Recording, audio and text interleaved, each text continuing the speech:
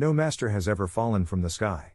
So also, the Germanische Heilkunde requires a certain study. For the therapists, the Germanische Heilkunde belongs to the university. For the normal citizen, it belongs in the biology lessons. More complex than the theory is its application. You have to have enough empathy for the patient, to put yourself in the patient's shoes. This being able to empathize with the patient cannot be learned. One has this empathy, or one does not have it. The royal art in Germanische Heilkunde is the wise counsel to the patient, so that he can solve his conflict. Unfortunately, wisdom cannot be learned either. Either you have it, or you don't. Not everyone is suitable to be a therapist. But not everyone has to become a therapist either. To be able to help oneself with Germanische Heilkunde, an intellectually average talent is sufficient. Anyone who has the will, can learn to understand the 5 biological laws of nature, discovered by Dr. Hummer. This brief introduction to Germanische Heilkunde is intended to serve this purpose. I would now like to show you, dear student, the common threads in Germanische Heilkunde. From have to believe, it should become I know, and I am not afraid. What is Germanische Heilkunde all about? In a nutshell, we can say that it is about the cause of disease. Where do cancer, allergy, chronic diseases, and psychoses come from? And only the knowledge of the cause enables the therapy par excellence, namely the causal therapy. Causal therapy is the only and real therapy. It has no side effects, and usually costs very little. But what exactly is the cause? The first biological law of nature, discovered by Dr. Hummer, is also called the iron rule of cancer, and describes the cause of disease. The Dirk-Hummer syndrome, DHS. The cause of those diseases that arise by themselves is monocausal, and therefore verifiable, the biological conflict shock. In this conflict shock, the Hummer's focus immediately develops in the brain, and can be photographed in computer tomography and thus be proven. In the conflict active phase, this Hummer's focus is disc-shaped and sharp-ringed. Dr. Hummer named this biological conflict shock after his deceased son, Dirk-Hummer syndrome, DHS. Through his tragic death, Dr. Hummer observed this conflict shock on his own body for the first time. This DHS always has 3 criteria. It has been felt highly acute dramatic, it has been felt isolative, and one has been caught on the wrong foot. With the biological conflict, we are immediately sympathizing, with stress and with cold hands. Now, a sensible biological special program starts, which causally helps us to solve this shock moment. These SBSs do this in 3 different ways. Either by cell proliferation as, for example, colorectal cancer, liver cancer, lung cancer, breast cancer, melanoma. Or by cell loss, that is the ulcers of the squamous epithelium, or by loss of function, without cell plus or cell minus, for example in diabetes or paralysis of the skeletal muscles. These conflict active symptoms visibly increase with the intensity and duration of the conflict. Thus, the longer the conflict lasts, the larger the tumor or cell atrophy becomes, and the more pronounced the loss of function becomes. If one were to merely fight the symptom in this conflict active phase, without resolving the conflictive cause, the symptom would recur. Our body does not do this because of any malignancy from Mother Nature, but for the sole reason of resolving this biological conflict. Either through specific functional strengthening or specific functional failure. Basically, the organ symptom is Mother Nature's specific therapy for the cause, and helps us to resolve this biological conflict. To understand the biological sense of each SBS, one must learn to understand the whole of medicine from its evolutionary history. Ernst Haeckel formulated the sentence 100 years ago. Ontogenesis is a recapitulation of phylogenesis. In other words, the development of the embryo in the womb is a recapitulation of phylogenesis. So, from our conception, fertilization of the maternal egg by the paternal sperm, we have all gone through the complete process of becoming human over several 100 million years, in our mother's womb, in a time lapse of 9 months of pregnancy. If we look back now into embryonic development, we thus look back into the history of the development of humanity. With this, we can say that our ancestor must have been such a ring-shaped, worm-like creature. Sea anemones still look like this today. Dr. Hummer sorted all organs according to the tissue types, the germ layers. With this, he was finally able to bring a coherent system to the many different diseases. The 3 color differentiated columns represent the 3 germ layers. The left yellow column is the glandular tissue or endoderm. The middle orange column is the mesoderm and is divided into the glandular tissue and the connective tissue. The outer red column is the squamous epithelium or ectoderm, which includes the functional failures. In the case of a special program from the glandular tissue, the hummer's focus is always on the brainstem. It can be stated that the brainstem correlates with the glandular tissue. Correspondingly, the cerebellum correlates with the glandular tissue. The cerebral medulla with the connective tissue. The squamous epithelium and the functional failures correlate with the cerebral cortex. If we now look at the whole of medicine from the history of development, we not only understand the biological sense of the special program, but also what the person associated at the moment of the biological conflict shock.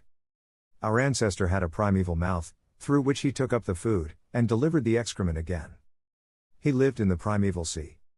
His purpose in life was to eat and reproduce. His organs were from the glandular tissue, and his brain was the brain stem. His conflict potential was the food morsel. If he was too slow to catch the food morsel, he has the hummer focus in the brain stem and the relay for the thyroid gland. The thyroid gland now makes a cell proliferation and a function amplification, according to the third biological law of nature. More thyroid hormones are produced, and thus a thyroid hyperfunction is present, Graves' disease. Thereby, however, also the little animal becomes faster in real terms, and can thus solve the cause: one was too slow. If the animal catches the morsel, then the cell division of the thyroid gland stops, and the now no longer needed cell plus is broken down in the healing phase by the associated microbes, the fungi and the fungal bacteria, tuberculous. Suppose the little animal swallows a morsel, which now lies however indigestible in the intestine, crosswise. In that case, the hummer's focus is likewise in the brain stem in the relay for the intestinal villi cells.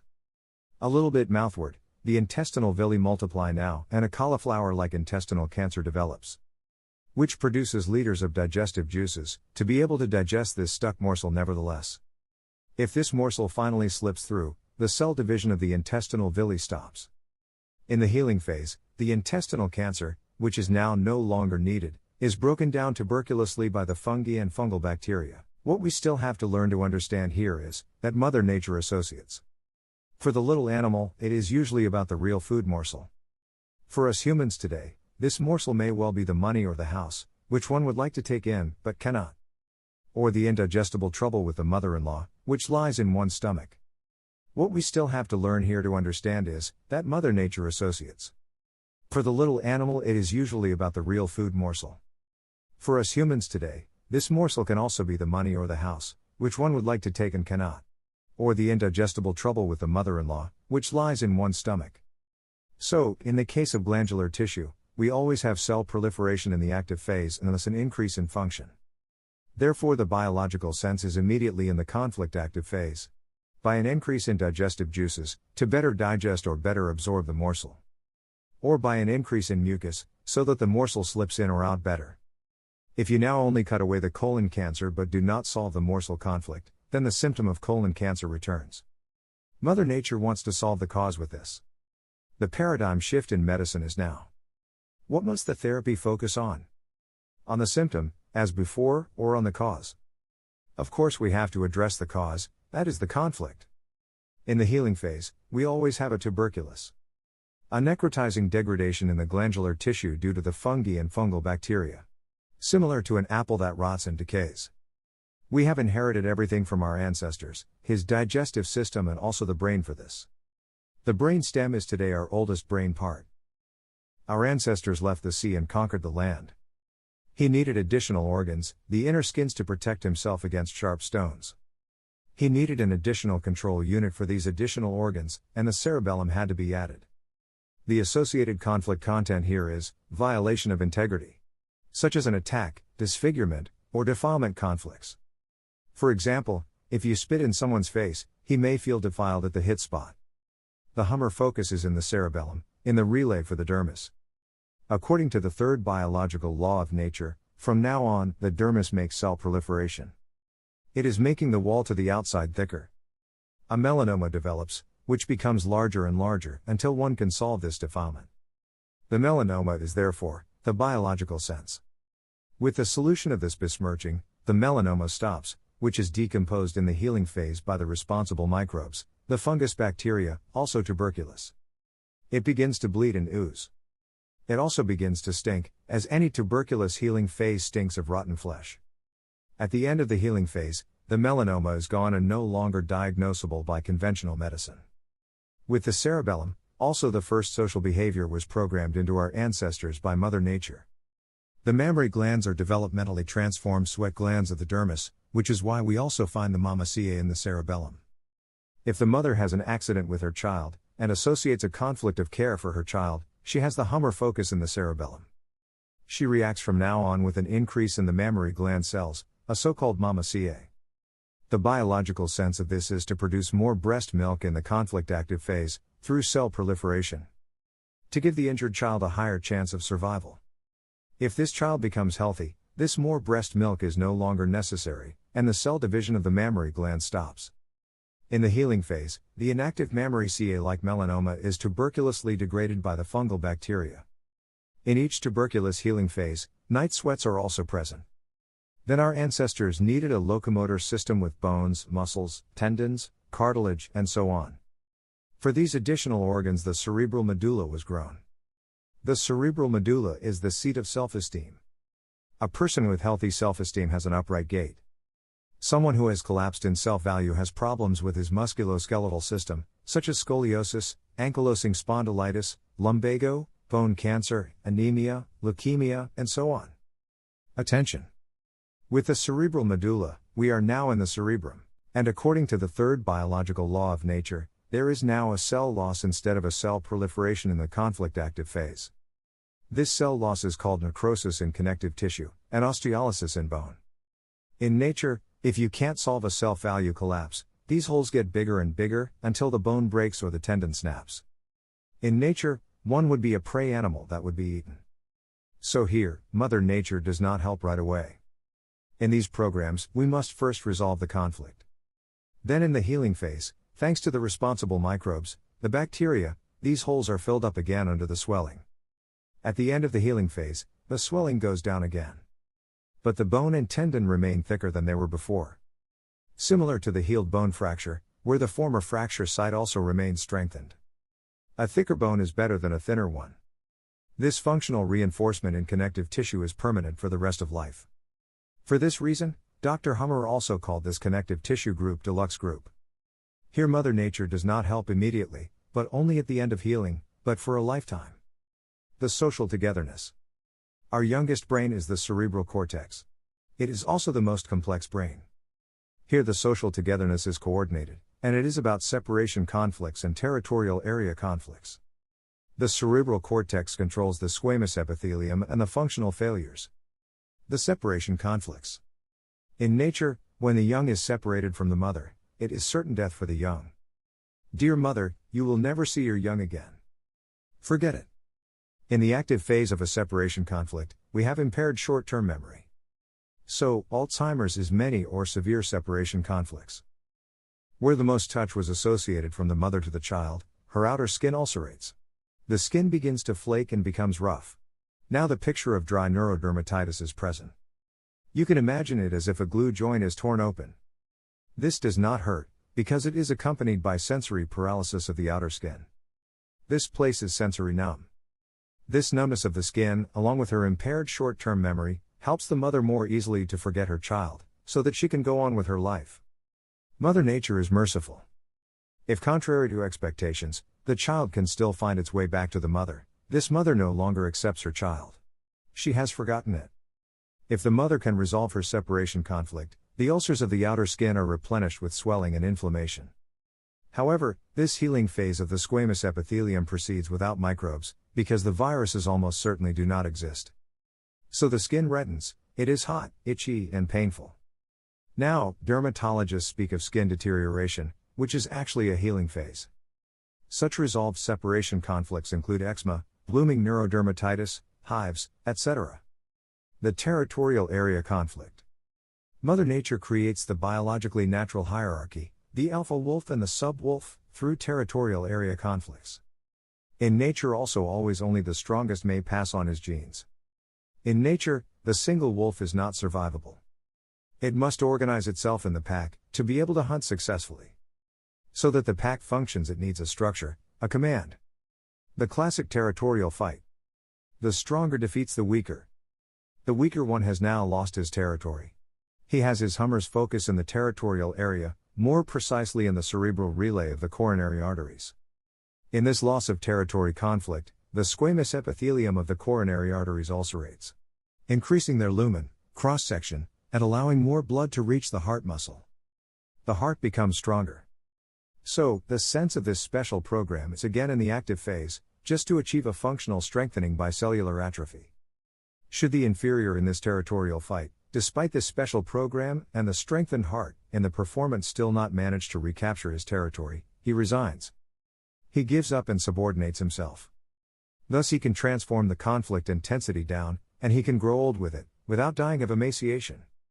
He has come to terms with his conflict and resigned himself to it.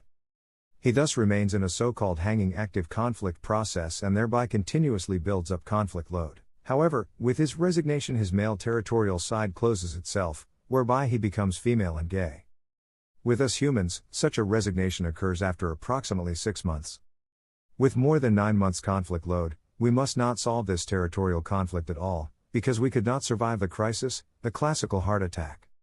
With regard to myocardial infarction, it should be added that it is not the blocked coronary vessel in the healing phase that is to blame, as conventional medicine erroneously assumes. Rather the fact that during the crisis no more signals are sent from the brain relayed to the heart muscle, causing the heart to stop beating. The heart attack is therefore purely a brain symptom. Bypass surgery is not a causative therapy. Moreover, if an actual occlusion, the coronary vessels themselves form regular bypass tangles of blood vessels in a short time. A program of nature, that would be impossible had that one died of the occlusion. Now, when the female ovulates in nature, the alpha is present. The second wolf has no desire, because by the active Hummer focus in the relay for the coronary arteries, his libido is almost not existed. Thus, the female always has her children from the best, from the alpha. Functional failures. Finally, I briefly would like to introduce you to the very interesting functional failures. They are all controlled by the cerebral cortex. Their conflict active phase is the functional failure, such as the loss of the sense of smell. None of these functional failures make cell proliferation or cell loss, which is why there can never be inflammation here, in the healing phase. The loss of function is about nerves. And nerves no longer divide after birth. The biological sense of these function failures is also again immediately in the conflict active phase. Mother Nature helps therefore again immediately. Just with functional failure, with a motor conflict of not being able to escape, with a paralysis of the leg musculature. And this is nothing else than the well-known play dead reflex. What does the rabbit do, which cannot escape anymore? Correct. It plays itself dead. So far, the biological order of the different special programs, to which I still come to speak finally. At the moment of the conflict shock, associations are made. An involuntary association of thoughts takes place, the so-called conflict content. This conflict content determines the localization of the Hummer focus in the brain, and thereby the organ disease. This occurs analogously in the unborn child in the womb, the infant, the adult, and even in the animal. This conflict shock is the cause of the organ disease and must be understood in its entirety, to derive a causal therapy from it. Second biological law of nature. The second biological law of nature discovered by Dr. Hummer describes the two-phase nature of all sensible biological special programs, provided that this conflict could be resolved. With the conflict, cancer begins. With the conflict resolution, cancer stops. It stops therefore the cell proliferation, it stops the cell shrinkage, and it stops the loss of function. This principle is easy to understand for everyone, and scientifically easy to prove. If we cannot resolve this conflict, the system remains single phase, with all the consequences. The patient continuously builds up conflict load. The cell plus and the cell minus become larger and larger. The loss of function takes on ever-increasing dimensions. The patient remains under permanent stress, emaciates, and wears out. Conflict resolution initiates the healing phase. With conflict resolution, the famous weight falls from the patient's soul. The vegetative nervous system immediately switches from sympathetic atonia to vagatonia. The patient immediately gets warm hands, can sleep again relieved, gets an appetite again. Each healing phase takes place under edema storage, in the brain and on the organ level. In the brain, the sharp rings of the Hummer focus are now lost, and the brain relay now turns dark in the computed tomography, CT, due to this edema deposit. So, we can also see in the computed tomography, whether the conflict is still active or has already been resolved. This edema storage is a space-occupying process and now causes corresponding brain symptoms, such as nausea and headaches. At the organ level, the edema storage also causes swelling and associated pain. How do you solve conflicts? As individual as people are, so individual are their conflicts, and thus conflict solutions are always individual. There can be no patent solution. As a rule, we solve our conflicts instinctively due to the compulsive thinking that the biological conflict shock has given us. All thoughts immediately circle around the problem. Patients dream of their unresolved conflicts at night. Basically, the entire organism is oriented towards conflict resolution. We do not rest until a solution to this problem comes to our mind, such as getting divorced and starting a new life. Sometimes we solve our conflicts by chance. By chance, the lightning hits the mother-in-law, and suddenly the world looks completely different. But now, with the knowledge of these biological connections, we can find out precisely this biological conflict, and derive a patient-specific therapy from this conflict. The core of this therapy is that the weight of the patient's soul is removed. So, we help him with a wise counsel to find out of his conflict, because then cancer stops without us having treated the patient somehow in the conventional sense. This wise counsel is, as said, the royal art in the Germanische Heilkunde. With the resolution of the conflict, however, the healing phase with its specific symptoms now begins. These healing phases run vagotinous and often with fever. In such a healing phase, the patient is weak and tired. He has to recover from the strenuous conflict active phase, where he used up his energy reserves. Healing phases are accompanied by inflammation of the tissue. The previously formed tumors are tuberculously degraded, and the preceding necroses are replenished with swelling. In general, the conflict active phase is less frequent than the healing phase. Now in the healing phase, the patient thinks he is sick. The healing phase lasts about as long as the conflict active phase lasted. In the middle of the healing phase, crises also always occur, which we will look at in a little more detail later. Fourth biological law of nature. The ontogenetic, developmental, system of microbes. We need the microbes as surgeons. For example, no surgeon can remove a prostate CA without damaging the nerves, resulting in permanent incontinence and impotence. Microbes, on the other hand, can tuberculously degrade an inactive prostate CA without damaging the nerves. Such a man is then neither incontinent nor is he impotent. All microbes strictly adhere to tissue boundaries and would never attack another germ layer. Thus the nerve fibers remain unaffected in a biological healing phase with tuberculosis. All microbes work only in a vagotonic healing phase. In the previous conflict active phase, tumors developed in the old brain-controlled organs, which help resolve the triggering conflict by cell proliferation and functional enhancement. Now in the healing phase the conflict is resolved, and this tumor is unnecessary. It also no longer has cell division and is inactive. With the resolution of the conflict, the microbes now receive the command from the brain to take up their work as surgeons and to break down this tumor, which has become superfluous in a tuberculous, caseous, necrotizing manner. The tumor decays similar to an apple that rots. Thus, in these old brain-controlled healing phases, tuberculous degradation always occurs, and a typical symptom is night sweats. If you know the sweaty night sweats, then this is always a double reason to rejoice. First, you have been able to resolve your conflict, and second, you have the microbes. In the brain stem-controlled glandular tissue, we have the fungi and the fungal bacteria as the associated microbes in the healing phase. The fungal bacteria are also called mycobacteria.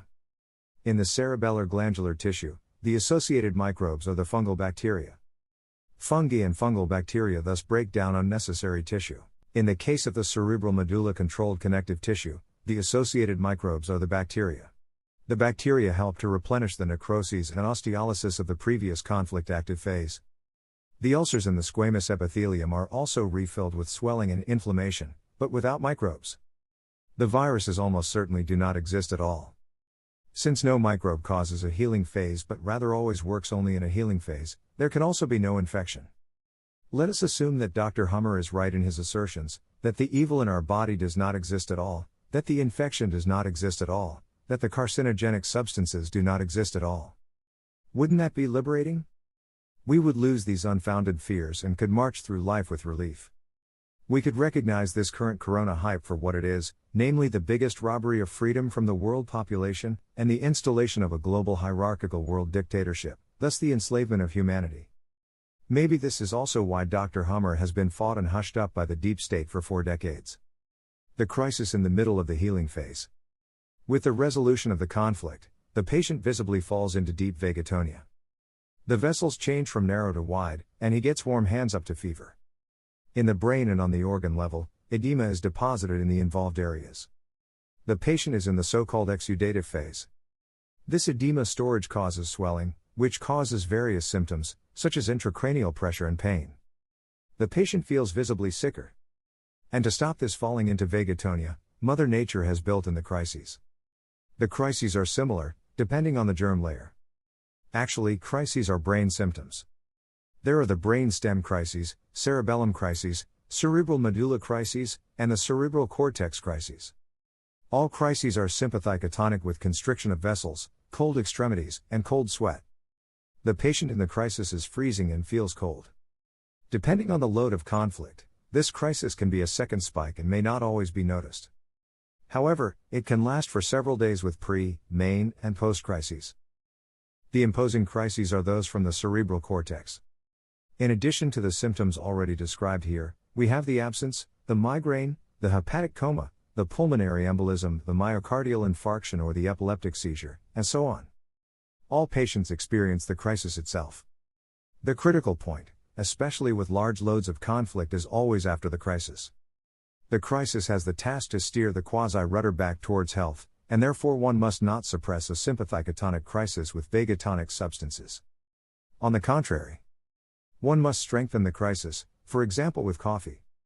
If the crisis was too weak or if the conflict load was too big, then the patient fell to death after the crisis. If the crisis was strong enough, the patient managed to find back to eutonia, health, after the crisis. At this point, the former doctors declared, the patient is now over the hill. So, the crisis was this critical mountain. Thus, with conflict resolution, the patient gets worse and worse due to edema retention.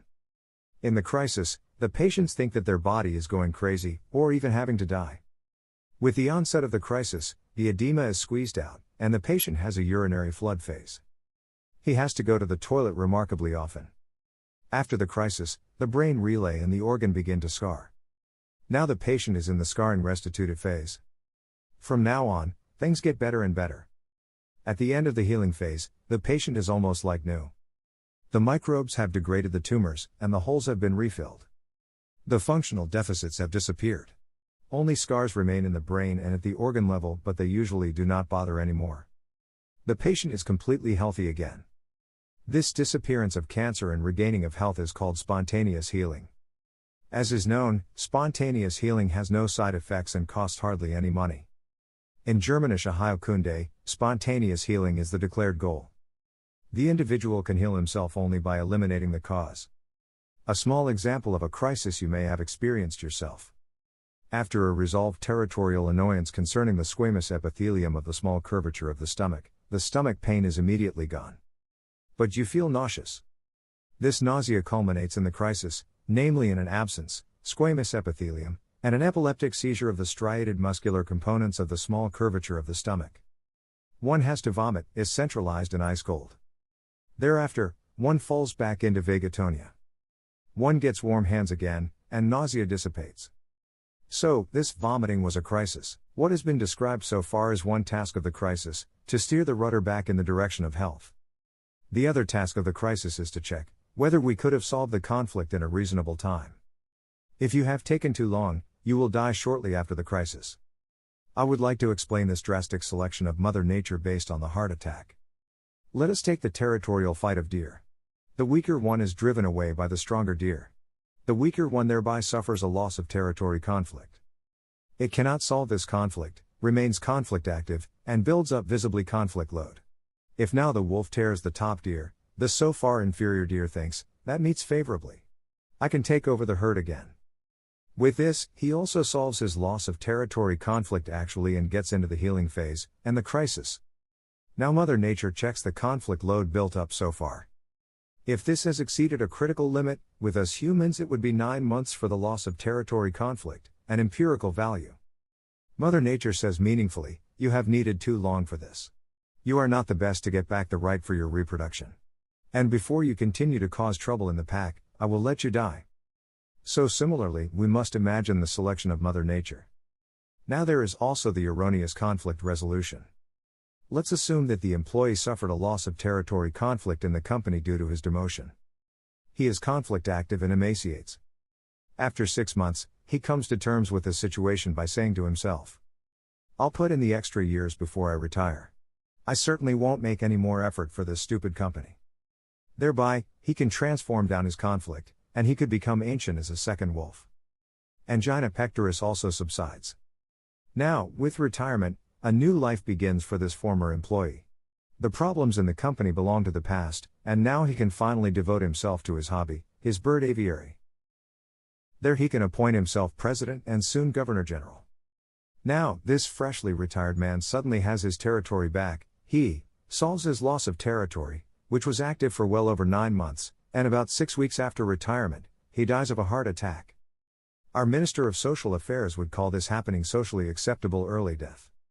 Erroneous was this conflict solution, because retirement does not exist at all in nature. In the natural pack, this fellow worker or this second wolf would have remained forever, and could have become old with it. In Germanische Heilkunde, we could have advised this employee already after the conflict. Watch out with the pension. Better don't go to the pension. Stay in the company, for instance as a night porter. Maybe even without pay so that you get annoyed every day anew and thus don't solve this territorial loss conflict. You get nothing out of retirement. This example should show that it is not always about conflict resolution. Often the therapy is called, so that the affected person can survive it. Remain conflict active. The common threads. If we now arrange the so-called diseases according to the germ layers, we recognize the biological order of Mother Nature. One can almost say Mother Nature explains to us how we have to live, so that we do not become ill. She forces us biologically, but helps us immediately in need. The intestine is about the annoyance, the indigestible morsel. The thyroid gland, with its over and under function, is also about the morsel. One was too slow to get the good morsel, right lobe. Or too slow to get rid of the bad morsel of feces, left lobe. The liver parenchyma, liver cancer, is about the starvation conflict in the real sense. With the lung alveoli, it is about the morsel of air with the fear of death. The pancreas is the fight for the morsel, often inheritance conflicts. The middle ear is about the hearing morsel, with the primal eye with the choroidal melanoma about the light morsel, and so on. All these organs originate from the glandular tissue. All these special programs have a morsel conflict as the cause. All have their brain relay in the brain stem. All have cell proliferation in the conflict active, and tubercular degradation in the healing phase. All have their biological sense immediately in the conflict active phase, through a functional amplification that immediately helps to solve this morsel. Their crises are rather inconspicuous, except for cold extremities. In their healing phases, we find the fungi and the mycobacteria. In none of these programs does handedness have significance. It is a question of whether the morsel cannot be eliminated or cannot be absorbed. Let's look at the connective tissue. All these connective tissue special programs are always about a self-value collapse. It is always the handedness that is decisive. The hummer's focus is always in the cerebral medulla. The connective tissue necrotizes in the active phase. In cartilage, this is called arthrosis or wear and tear. In the healing phase, these necroses are replenished with the help of bacteria and with swelling and inflammation. In cartilage, this healing phase is called arthritis. The crises are hardly noticeable here, except for this cold centralization. But these healing phases have it in itself with quite bad diagnoses like lymph gland cancer, bone cancer, leukemia, Borreliose, etc. Example of lymph gland cancer. If we now have a patient in front of us with lymph node cancer under his right armpit, then we let him clap his hands beforehand. If he claps on the right side, we know this person has been able to solve a self-devaluation conflict towards a partner. We can now detectively explore his self-devaluation conflict, DHS, and the corresponding solution, CL, with the patient. He must have solved this self-value collapse, otherwise he would not have the lymph node swelling. The therapist would congratulate the patient on his managed conflict resolution, and the patient would be happy. The conventional medical diagnosis would spare the patient an iatrogenic follow-up conflict. You have Hodgkin's disease, and if you don't get therapy, you will die.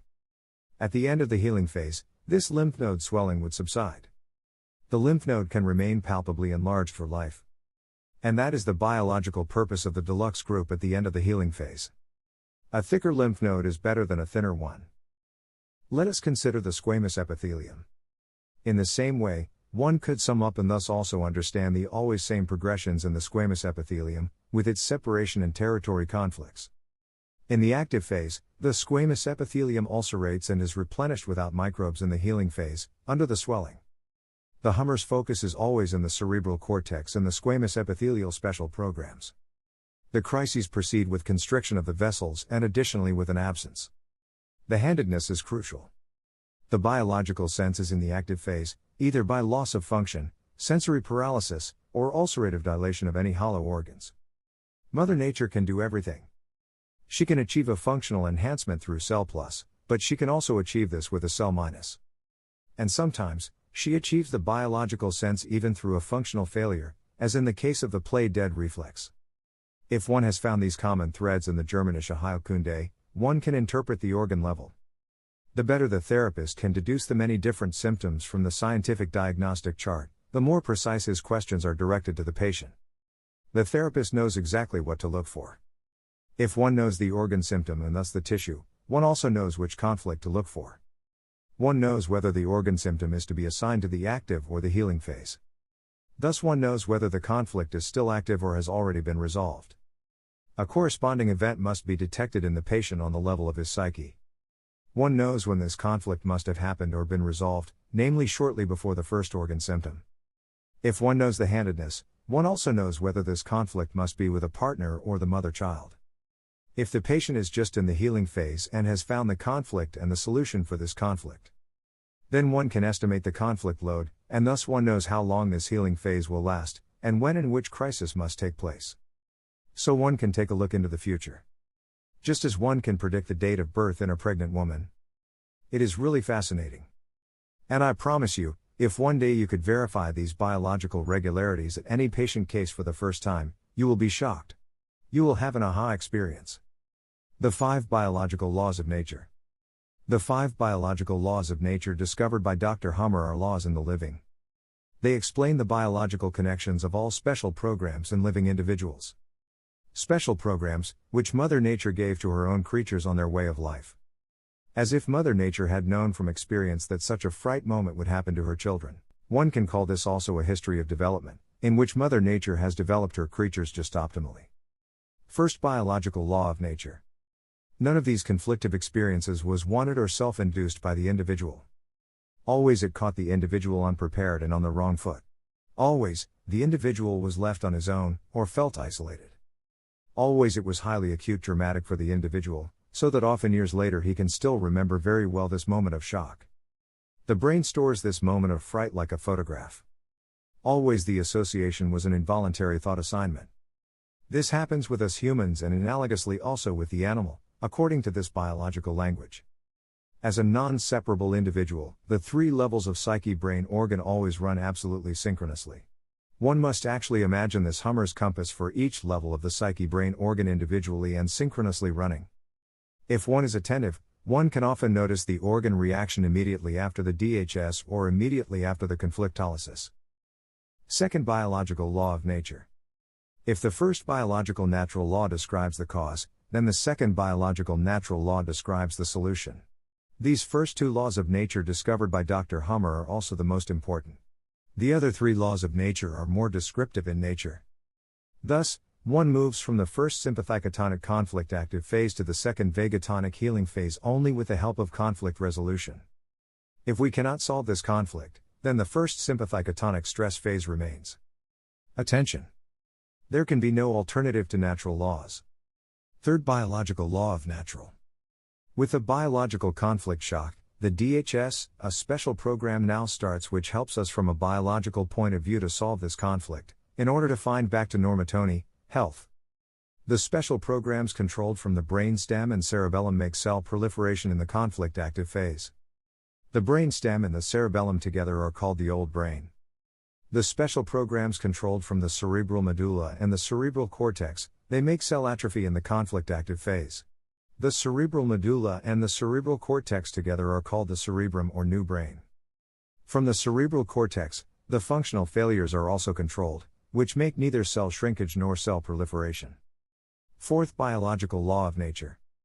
The fourth biological law of nature, the ontogenetic, that is developmental, system of microbes explains microbes as healing phase optimizers and surgeons of Mother Nature. Fungi and fungal bacteria tuberculously degrade the old brain tumors. The bacteria replenish the necroses in the connective tissue. In the squamous epithelium, the ulcers are also refilled with the swelling, but without microbes. The viruses do not exist. Microbes cause no contagion or infection. These are healing phases. Fifth biological law of nature. With this fifth biological law of nature, the patient also understands that the symptom in his body is not the real problem. Why should he also be afraid of an event that helps him to solve the cause of his problem? He understands that the real problem is in his company, or somewhere else. He will act causally on his own and actively eliminate the cause of his cancer. Furthermore, he will lose the utterly unfounded fear that something foreign is raging in his body and supposedly wants to eat him up. With the understanding of this fifth biological law of nature, one loses the fear of the symptom. The Germanische Heilkunde makes the patient the boss of his very personal matter, and thus free. If I may give you one more piece of advice in conclusion.